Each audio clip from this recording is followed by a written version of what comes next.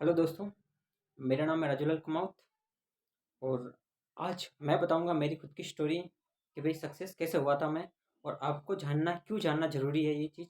तो वो उसके बारे में अपन बात करेंगे। तो आपको देखने से पहले आप एक बार लाइक करें और सब्सक्राइब कर लें चैनल को, फिर आप स्टार्ट करें। ठीक है, वीडियो पूरा देखें ताकि आपको ज़रूर हेल्प मिलेगी गवर्नमेंट जॉब की तैयारी करने के लिए, क्योंकि मैं भी गवर्नमेंट जॉब की पहले बहुत तैयारी करी थी लेकिन कुछ समझ नहीं आया था। फिर लेकिन धीरे धीरे जो मैंने स्ट्रेटेजी फॉलो करी थी फिर मैं एकदम सक्सेस हो गया था। तो आपको भी वो स्टोरी अगर मेरी सही लगे तो आप उसको फॉलो करना ताकि आप भी सफल हो जाओ।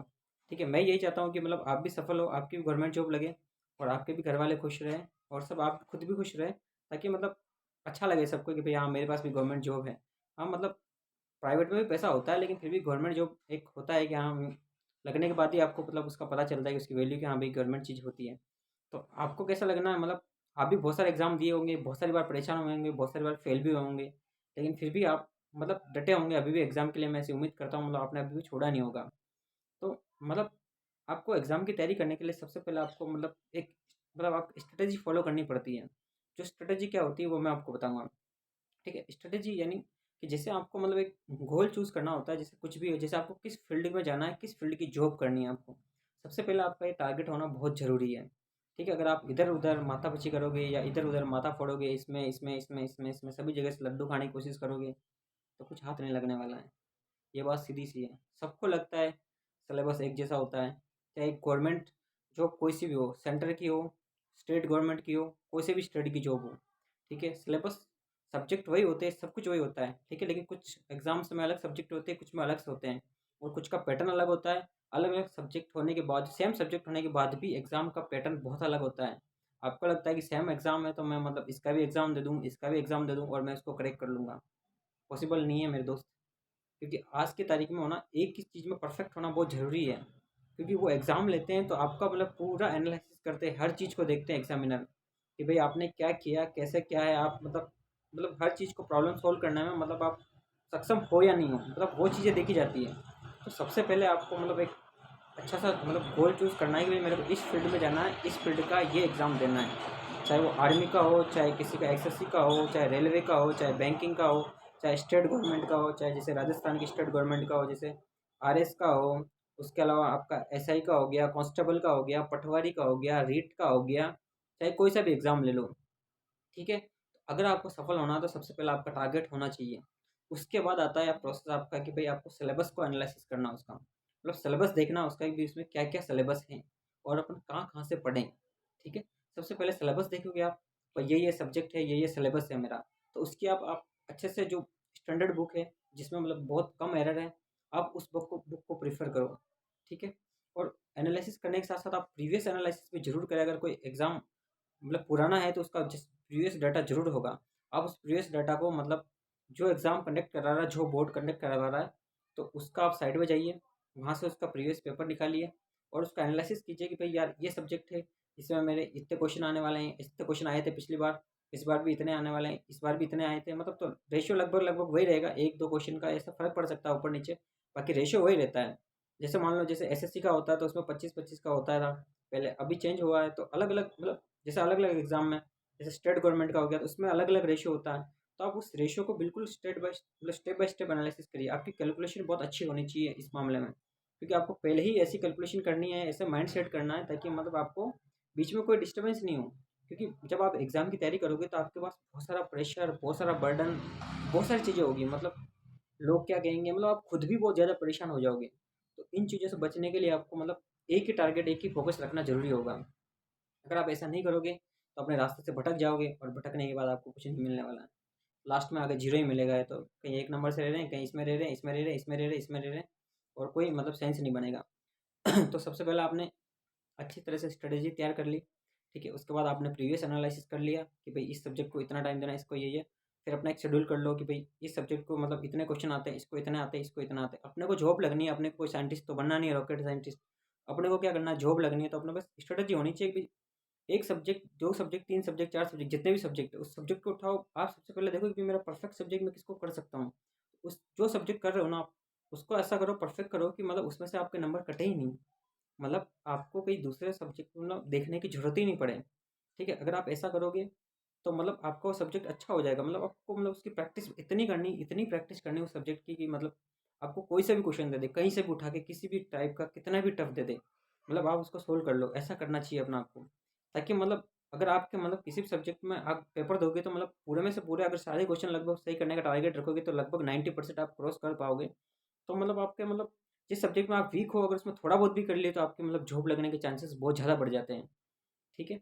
लेकिन आपको चूज़ मतलब आपके मतलब गोल पे ज़रूर अटके रहना है आपको। मतलब ऐसा नहीं है कि आप बीच में ही कहीं मिसमैच हो गए या ऐसा हो गया, नहीं।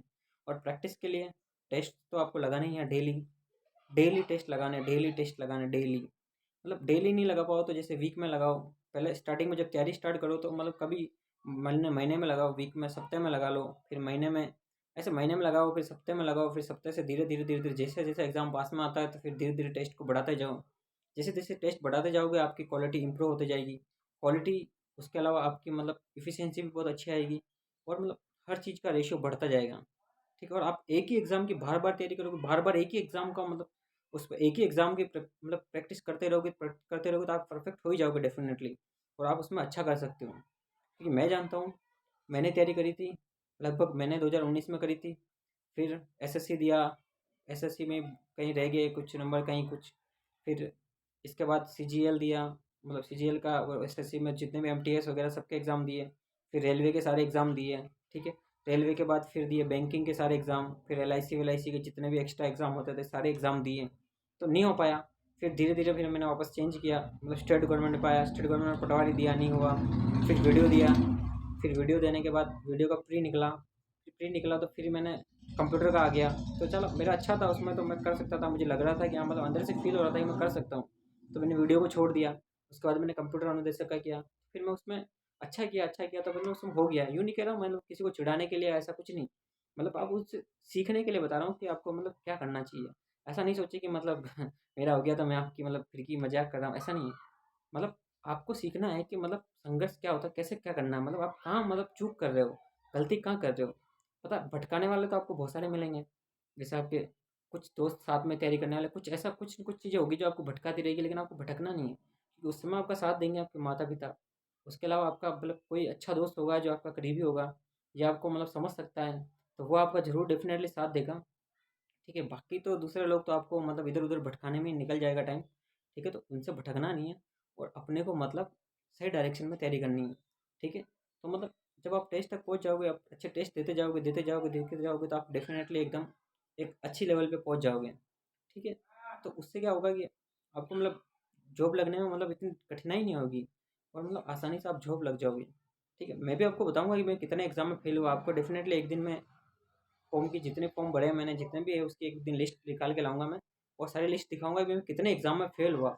और इतने एग्जाम में फेल होने के बाद भी मैंने हिम्मत नहीं आ रही थी, मतलब करता गया, मैंने कहा इस बार नहीं, मतलब होगा ज़रूर होगा। पर लास्ट में एक जब मोमेंट आता है ना, जब इतना प्रेशर होता है कि मतलब चारों तरफ से प्रेशर, कि भाई नहीं करना ही से, नहीं करना ही से, नहीं करना ही है, नहीं करा तो क्या होगा। जब इतना बर्डन बढ़ जाता ना, फिर ऑटोमेटिक चीज़ें होने लग जाती हैं। मतलब फिर आपको बस ऑटोमेटिक लगता है कि नहीं मेरे को ये करना है, मेरे को ये करना है, बस ये करना है, इस क्वेश्चन को करना है, ये करने में आपका मतलब सब कुछ अच्छा हो जाता है।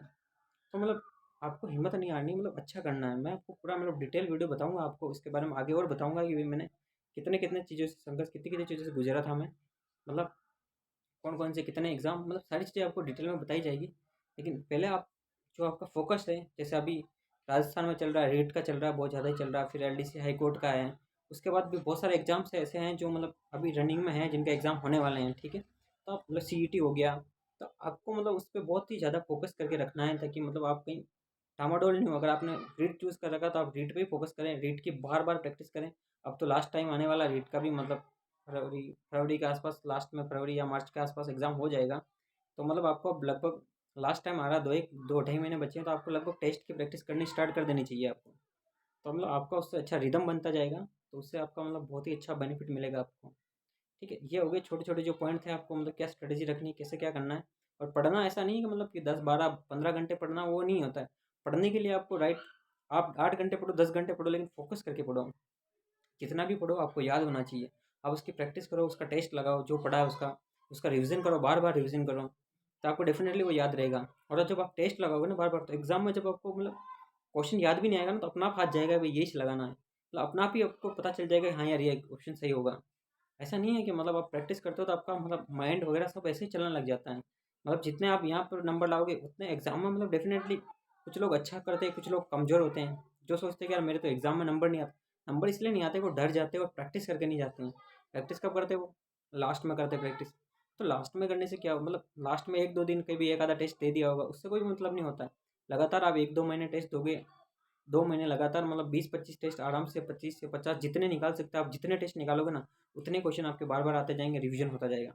घने लोग ऐसे सोचते हैं कि यार मैं पढ़ता हूँ और बस भूल जाता हूँ, पढ़ता हूँ भूल जाता हूँ। अरे पढ़ता हूँ भूल जाता हूँ, टेस्ट तो लगाया ही नहीं आपने।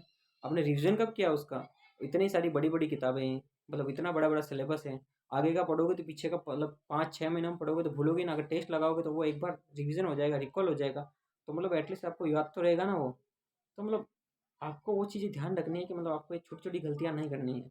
ऐसा नहीं है कि मतलब आप सक्सेस नहीं हो सकते, सक्सेस हो सकते हो, डेफ़िनेटली हो सकते हो।